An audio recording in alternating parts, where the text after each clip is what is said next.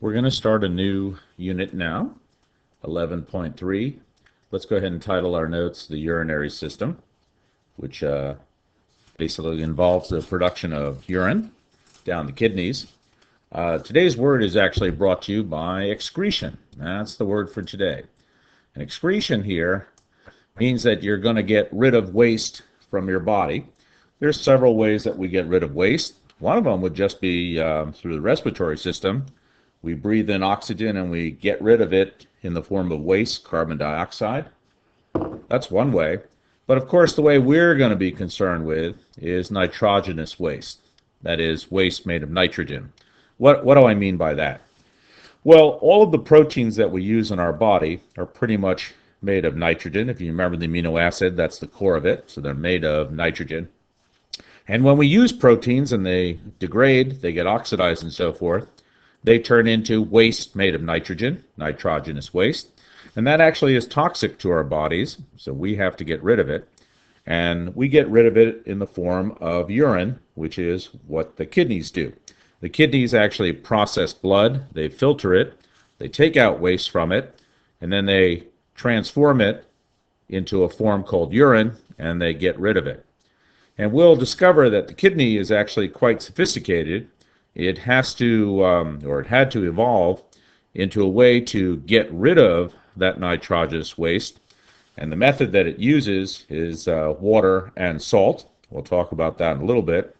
And then it's evolved so that it can get rid of the waste without losing too much of the water and salt. We get a ton of our blood gets filtered through the kidney very quickly. Can't remember exactly what the rate is. But of course, we don't lose most of our salt and water. We just want to lose our nitrogenous waste.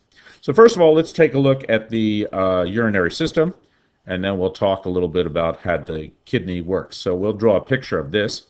This is a urinary system diagram. And so what's going on here, I get myself a good color here.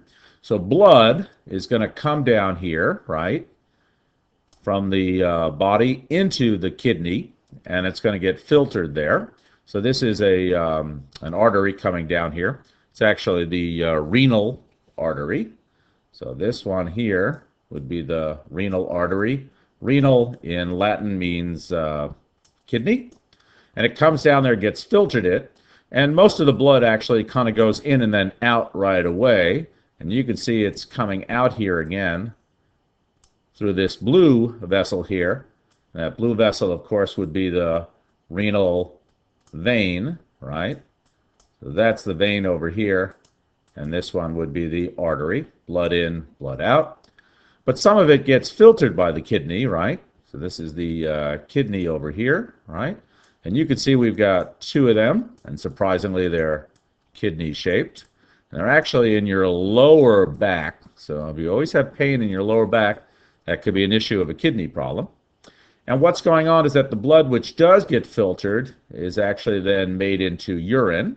And the urine flows down this vessel right here out of the kidneys, right? Okay. And this vessel right here is called, oh, it's listed there already, is the ureter. That's good. And both of them come down here to a common organ, right, which is called the bladder. How big is the bladder? Well, we know the answer to that. It's about fish-shaped. Obviously, it can expand quite a bit. And it's under muscle control. There is a group of muscles right here called a sphincter, which kind of holds things in place there. And the urge to urinate is by pressure building up on that muscle group there. And when we release that muscle, things flow down here. And it comes out of there, and they didn't list it down here, but it comes down this tube right here, which of course, oh, they did, there it is called the urethra. So not too complicated. That's sort of a simple diagram of what's going on here. Of course, we're pretty much interested in what's going on here, the kidney. That's where the production of urine takes place. So we're going to take a closer look at the anatomy of the kidney. And I think I had already asked you to draw this picture down there. And it looks something like this. So this is a cross section of the kidney. Once again, here's the renal artery, blood going in. There's the renal vein, blood going out. And what's going on here is it's going to get filtered through this whole thing before urine is produced down the ureter here. So what's going on here? First of all, let's learn the anatomy here. So the outer portion of it is called the cortex, right? And the inner portion here is called the medulla. That's kind of a general anatomical group of terms. For example, we saw in the brain, the outer part of the brain is called the cerebral cortex, right? So it's used quite often here. What's going to go on there is that blood is going to come in a funny way, and we'll discover this later on. So it comes in here, it goes to the outside first, then it kind of gets filtered through a little bit, and then it eventually comes down like this. So it comes to the cortex first, then to the medulla, and then it sort of gets filtered on down there. Let's learn a little bit about some of the parts inside here. Let me just erase this so we can see a little more clearly here, right? So these little guys are actually divided. So in the medulla here, these guys are actually divided into, they kind of look like, pieces of orange, don't they?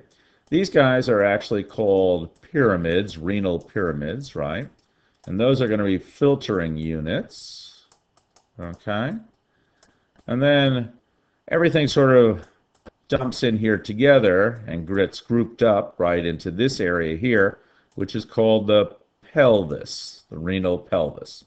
So blood gets filtered through, comes to the cortex, goes through the pyramids, gets collected in the pelvis, and then goes down into the ureter. Okay, so what we're really interested in is, let's look at these pyramids much, much closer.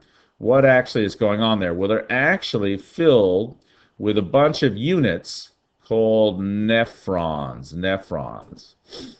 And that's going to be the filtering unit, and this is on a microscopic level. And I think I already asked you to draw a picture of the nephrons, and it looks something like this. It's kind of like a snake, right? And it kind of comes in here.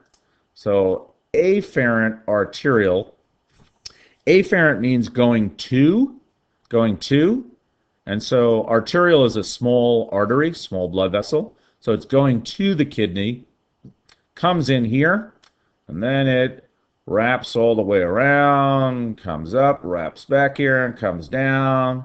And finally, this part here, as it leaves the nephron, is going to go into the collecting area, and which we called the pelvis, and then collected down to the ureter and down to the bladder. Okay, so that's kind of how blood flows through it, and it starts off as blood here, and when it ends up down here, it's going to be urine. And you can see that they kind of divided it between the cortex and the medulla. So it starts here in the cortex, sort of winds down to medulla, pops up again into the cortex, comes down into the medulla again. Not that important to know this. And then it comes down to the pelvis. Okay, so let's go ahead and learn the anatomy of the nephron, of this filtering unit here. Okay, and so blood flows in, first of all, afferent, right? And filters here. And it's filtered in the first part here, which is called the glomerulus. And the glomerulus is a big filtering unit. You can see it's very convoluted here. And it's surrounded by connective tissue, which is called Bowman's capsule. Okay? Now, most of the blood is going to go here and not even get filtered and come back out again. And it comes back out to the efferent. Efferent means away from. So this is an artery going away from. Afferent would be going to. So most of the blood is simply going to go here and come back out again. But some of the blood, small amount, does go through here. And from the glomerulus, the next part it goes to is the proximal convoluted tubule, which is right here. We often abbreviate this as, whoops, my lousy P, PCT. Okay? And then from this part, it goes back down here. Let's get a different color here. Goes back down here, down and up. This is what we call the loop of Henle. The loop of Henle. And from the loop of Henle goes to the next part, which is called the distal. The So just so you know your Latin words here, proximal means near to, and distal means far from. So the distal convoluted tubule, what we call the DCT. And finally, it goes to the last section here, right?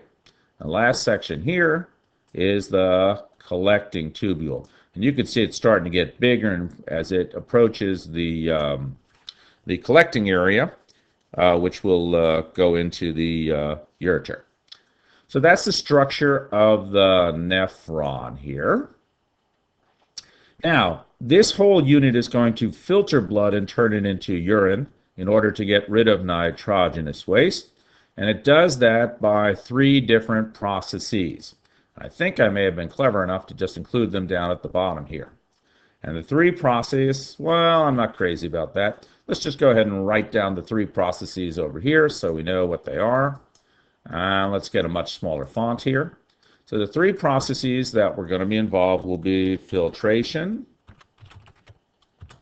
and then we'll have absorption or reabsorption, and then finally secretion. Okay? So those 3 processes are going to help us to get rid of nitrogenous waste. So let's go ahead and annotate our picture. Where do those guys take place? Well, filtration, okay, is going to take place right here at the glomerulus. So blood is going to get filtered through here, right? Well, what does that mean? Well, it means that small things will get filtered through and large things won't. Think about it like a colander making spaghetti. So small things will get filtered through. Water, nitrogenous waste obviously will get filtered through. But large things like cells and really big proteins would not get filtered through. So this is where filtration takes place. And then we go down here to the next place, which was the proximal convoluted tubule, right? And what's going to happen there? Well, what's going to happen there is reabsorption. So the cells here in the membrane are actually going to reabsorb some things from the blood, which is being filtered through here. So we're going to take back. Then we go down here to the loop of Henle, right? And loop of Henle is also going to be reabsorption here. We'll find out later on, a lot of salt and water, but don't worry about what is being reabsorbed right now. And then we come up here to the next part, which is the distal convoluted tubule. And what's going to happen there is secretion is going to take place. So really, really big things which could not be filtered through here actually get actively secreted in here. We'll talk about this in a little bit. This is how a drug test would work. And then finally we come down to the last part here. Let's see, do I have another color here? Let's do black. We come down here to the collecting tubule, and once again, that's where reabsorption takes place, and that's where most of the water is actually going to be reabsorbed. So here's how we move through the system. Glomerulus, filtration, proximal tubule, loop of Henle, and the collecting duct will be reabsorption, and then secretion will take place right over here at the distal convoluted tubule. So that's pretty much what I wanted you to know about the anatomy here. And later on, we're going to then talk about what exactly is being filtered, reabsorbed, and secreted at these 3 locations.